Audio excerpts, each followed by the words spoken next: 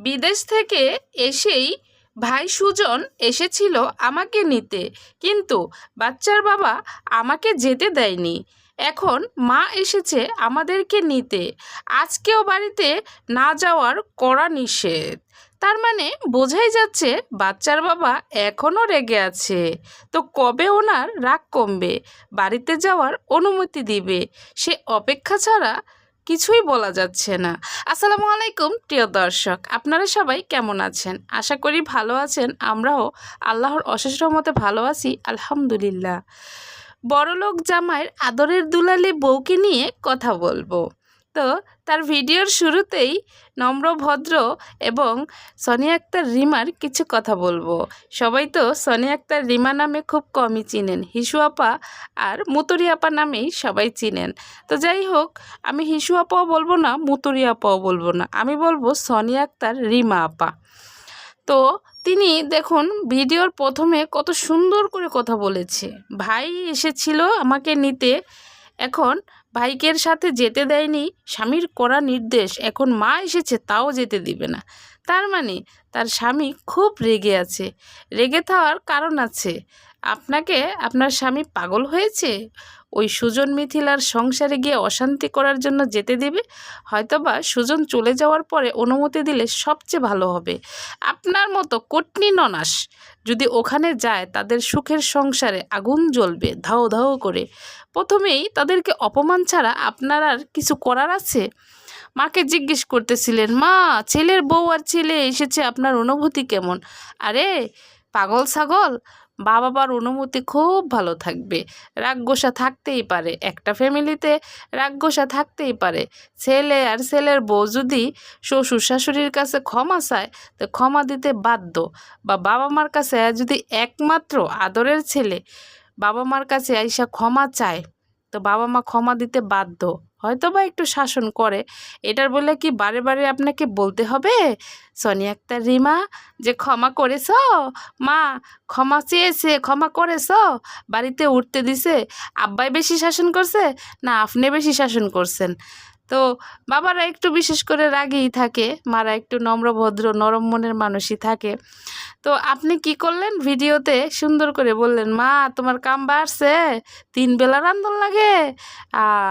আরে সহজ সরল শাশুড়ি মা, সহজ সরল মাটায় বলে দিছে, মানে মা জিয়ের কাছে মায় দুঃখ প্রকাশ করছে, আর জিয়ে আবার বাংলাদেশের মানুষের কাছে দুঃখ প্রকাশ করে।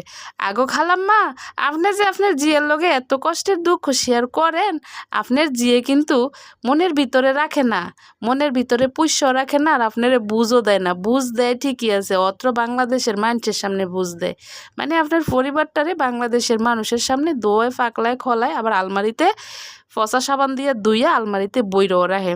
তো মিথিলা আফারে লইয়া আজকেও কথা বলছে, মানে সুজন মিথিলারে লইয়া তাকে আল্লাহর নামে ছাইরা দিতে কইছে। তো আল্লাহর নামে ছাড়তো না, কি হয়েছে, আল্লাহর বান্দা আল্লাহর নামেই তো ছাড়বো। আর বেটায় আইসে বিদেশ কইরা, নতুন বউ ফোলাফা নয় নেই, অহনেই তো ঘুরবো। আবার কিনছে মোটর সাইকেল, সুন্দর কইরা টিরিং টিরিং কইরা মিথিলারে সুজন লইয়া ঘুরবো। ও সুজন সখী গো, তোমারে লইয়া মোটর সাইকেলে আমি ঘুরবো, সোনিয়া আক্তার রিমা যায়া দেখবো।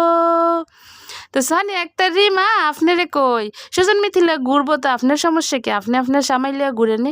আপনি দি বুড়ি হয়ে যেতেছেন গা, তাও আপনি আপনার জামাইরে লইয়া গসা মানজি কমান না। সুন্দর সৌদি আরব গিয়ে গিয়ে কি ডকের ডকের ভিডিও বানান, গলা দরাদরি ভিডিও বানান, সেই ভিডিও মেক কইরা দেয়, মানে ভিডিও বানায় দেয় আপনার ফুতে। মিশারি মিশারি কিন্তু অনেক ভদ্র, মিশারি কিন্তু সব কাজে পারদর্শী। ওই যে আপনার মুতুরি আফা কইছে কেমনে জানেননি? আপনি যে গেলাসের মধ্যে সৌদি আরবের মতো এত সুন্দর পবিত্র দেশে গিয়ে আপনি প্রেগনেন্ট হয়েছেন, তো গেলাসের মধ্যে মুতলে হিসু লইছিলেন, হিসুলে যে আপনি প্রেগনেন্সি টেস্ট করছেন, এই টেস্টটা কিন্তু আমাকে মিশারি করে দিছে। মিশারি খুব কাজের মানুষ, মিশারি খুব নম্র ভদ্র ছেলে। তো ভালো শিক্ষা দিতেছেন ছেলেটারে আপনি। তা আপনি প্রথমেই সুজন মিথিলারে নিয়া, জানেন সুজন মিথিলারে নিয়া না কইলে আপনার ভিডিওতে ওই ভাইরাল মানে ভিউ হয় না। সুজন মিথিলারে লইয়া কইতেই হইব। তারা বারে বারে কইতাছেন ক্ষমা চাইছে, ক্ষমা চাইছে। আগো আফা ক্ষমা চাইছে, তাতে কি হয়েছে? ইসু আফা ক্ষমা চাইছে, তাতে কি হয়েছে? ক্ষমা চাওয়া ভালো, অন্যায় যারা করে ক্ষমা যদি চায় আর যাদের কাছে অন্যায় করে তারা যদি ক্ষমা দেয়, আপনার বারে বারে কি বাংলাদেশের মানুষের সামনে কইতে হইব ক্ষমা চাইছে পোলারে ক্ষমা কইরা দিয়া অনুভূতি কেমন? আজকের ভিডিও দেখা যা শিখলাম যে কুটনি ননাসে মা ডারেও একটুকু কান বুদ্ধি দিয়া দেয়, মানে কান ফরা দিয়া দেয়। মারে তো কইতে পারেন যে ফোলাইছে, ফোলার বউ আইছে, মা রাইন্দা বেড়া খাওয়াও। ফোলার বউ না থাকলে কি তুমি ফুতেরে রাইন্দা বেড়া খাওয়াও নাই বা আঙ্গ খাওয়াও নাই? এই যে আপনিও তো আপনার বাড়িতে আইছে, আপনার মাইকে আজিরা রইছে, কামের মানুষ কাম ছাড়া থাকতারে না। আপনি যে সবজি আনাজ তরকারি মাছ মাংস সব কিছু আনছেন, এটি তো আপনার মা আপনার হেল্প করছে না? তো যাই হোক, কামের মানুষ বয়া থাকে না। আজকের ভিডিওটি এই পর্যন্তই রাখমু। ভালো লাগলে লাইক কমেন্ট শেয়ার আর চ্যানেলটি সাবস্ক্রাইব করে পাশেই থাকবেন। আল্লাহ হাফেজ।